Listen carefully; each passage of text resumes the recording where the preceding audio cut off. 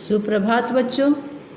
आज मैं रागिनी श्रीवास्तव कक्षा 7 में मुख्य पुस्तिका अनुपम हिंदी पाठमाला भाग 7 का दूसरा पाठ जिसका बचा हुआ अंश है उसे पढ़ाने जा रही हूँ, जिसका शीर्षक है सीख।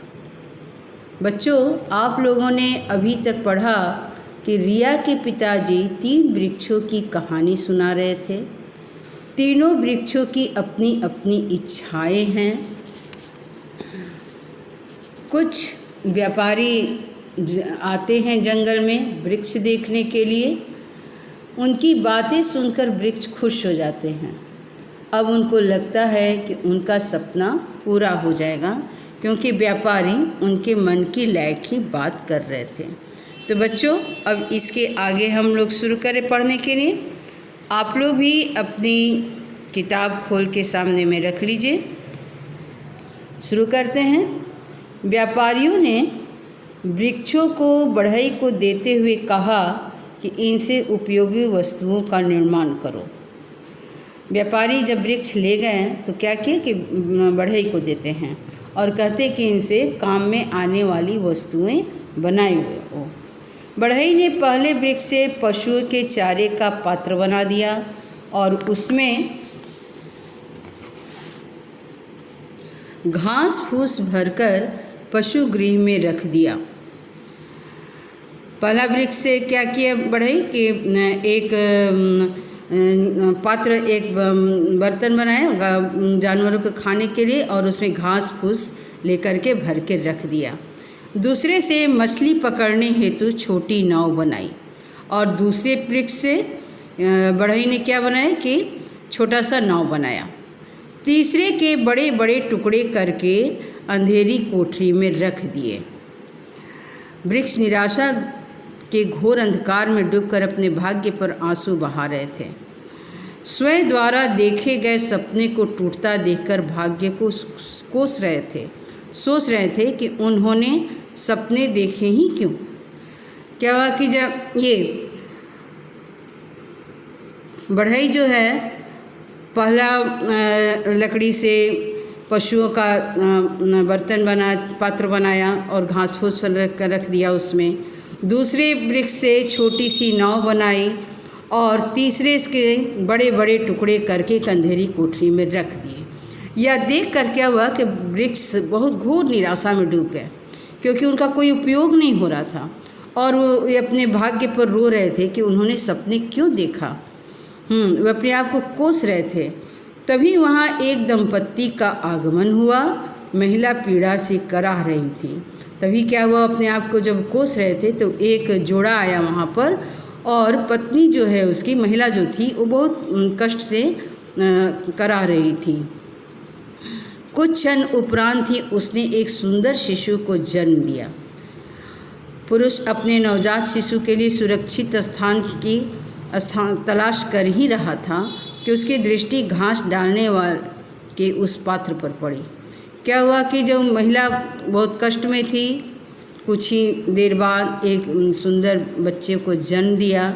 तो पुरुष जो है बच्चे को रखने के लिए एक सुरक्षित जगह खोज रहा था। तभी उसकी नज़र गई और कि एक घास डालने वाले पात्र पर गई, तो बहुत खुश हो गया और शिशु के लिए उसको पालना मिल गया। वो उसमें उसको डाल दिया। समय के साथ क्या हुआ कि जब बच्चा बड़ा होने लगा तो पास ही में नदी में ये बड़ा होने लगा तो पास ही नदी जो बह रही थी उसमें मछली पकड़ने के लिए छोटी सी नाव, उस नाव पर बैठ के वो लड़का जाने लगा। इस प्रकार दोनों वृक्षों का जीवन धन्य हो गया। इस प्रकार क्या हुआ कि दोनों का उपयोग हो गया, तो उन्होंने दोनों वृक्ष बहुत ही खुश हो गए। वे इस बात से बेहद प्रसन्न थे कि उनका उपयोग घर, संसार और आजीविका चलाने के काम में हो रहा है। दोनों वृक्ष बहुत आपस में खुश थे कि उनके लकड़ी से उन घर का, संसार का, किसी का जीवन चलाने के काम में आ रहा था। आपस में चर्चा करते कि यह जीवन हमारे सपनों से कहीं भी कमतर नहीं है। वे दोनों आपस में चर्चा करते थे कि जो हमने सपने देखे थे उससे भी यह जीवन कहीं कम नहीं है, यह भी अच्छा ही है।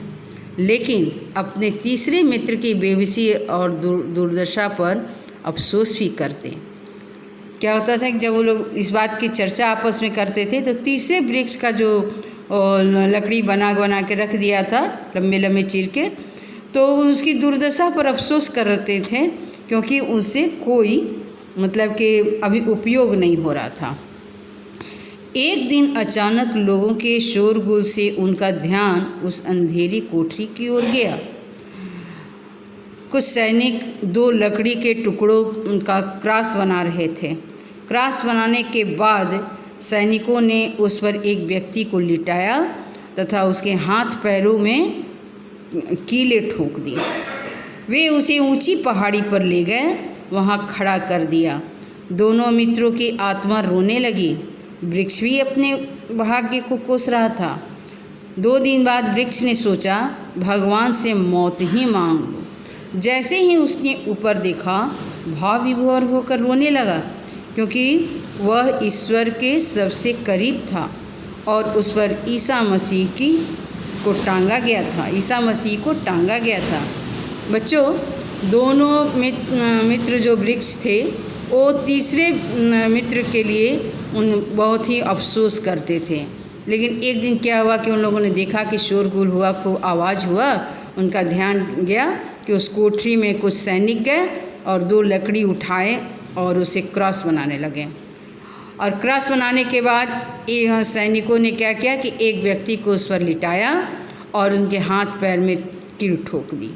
वे उसे ऊंची पहाड़ी पर ले गए, वहाँ खड़ा कर दिया। खूब ऊंची पहाड़ी पर ले गए और खड़ा कर दिया। दोनों मित्रों की आत्मा रोने लगी। दोनों जो मित्र थे, वृक्ष थे पहले वाले, वो ना इनकी दुर्दशा देख कर अपने मित्र के रोने लगे। वृक्ष भी अपने भाग्य को कोस रहा था। वो वृक्ष भी जो था ना, वो भी अपने भाग्य को कोस रहा था कि मैं क्या सोचा था और क्या हो गया, है ना। 2 दिन बाद वृक्ष सोचा ये कि मैं भगवान से मौत ही मांग लूँ। जो सैनिक जो थे, उसको जो सबसे ऊंची पहाड़ी पर ले गया, तो सोचा कि क्यों न मैं भगवान से अपने लिए मौत ही मांग लूँ। जैसे ही उसने ऊपर देखा, भाव विभोर होकर रोने लगा। यानी कि जैसे ही वो जो लकड़ी जो है, जो ऊपर में वृक्ष जो है ऊपर में देखा, तो देखा कि आसमान से एकदम नज़दीक है, बहुत ऊंचाई पर है। और वह एकदम भाव विभोर होकर मतलब एकदम से रोने लगा। क्यों रोने लगा? क्योंकि वो ईश्वर के एकदम करीब था और उस पर ईसा मसीह को टांगा गया था, इसलिए वह रोने लगा था।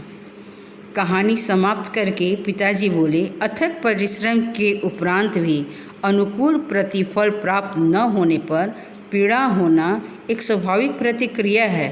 पिताजी इतना सारा कहानी सुना दिए और सुनाने के बाद वो बोलते हैं कि बहुत परिश्रम करने के बाद अगर मन के अनुसार अगर फल नहीं मिलता है तो क्या होता है कि कष्ट तो होता है, थोड़ा पीड़ा तो होता है, किंतु इसका तात्पर्य यह कदापि नहीं कि हम जीवन को ही निरर्थक समझ बैठे। पिताजी कहते हैं कि ठीक है, मन के अनुसार आपको परिश्रम के अनुसार उसका फल नहीं मिला, तो इसका मतलब ये नहीं है कि हमारे जीवन निरर्थक ही हो गया, अब हमसे कुछ होगा ही नहीं, अब हम प्रयास कर ही नहीं पाएंगे, है ना। ऐसा नहीं सोचना चाहिए। गीता के उपदेश में भी भगवान श्री कृष्ण ने कहा है, फल की इच्छा नहीं करनी चाहिए, कर्म ही हमारा धर्म है। पिताजी बताते हैं कि गीता में भी श्री कृष्ण भगवान ने भी कहा है कि फल की इच्छा नहीं करना चाहिए कि इससे ये काम करेंगे तो हमको इसका फल अच्छा होगा। सिर्फ काम करना चाहिए, अपना कर्म करना चाहिए। जन्म एवं मृत्यु की भांति ही भाग्य भी प्रारब्ध की परिणति है। करें जैसे जन्म और मृत्यु ही आपको सत्य है, उसी तरह भाग्य में भी नियति का भी आपको ये नियति भी है कि अच्छा होगा और खराब होगा, उसी के अनुसार है। आपको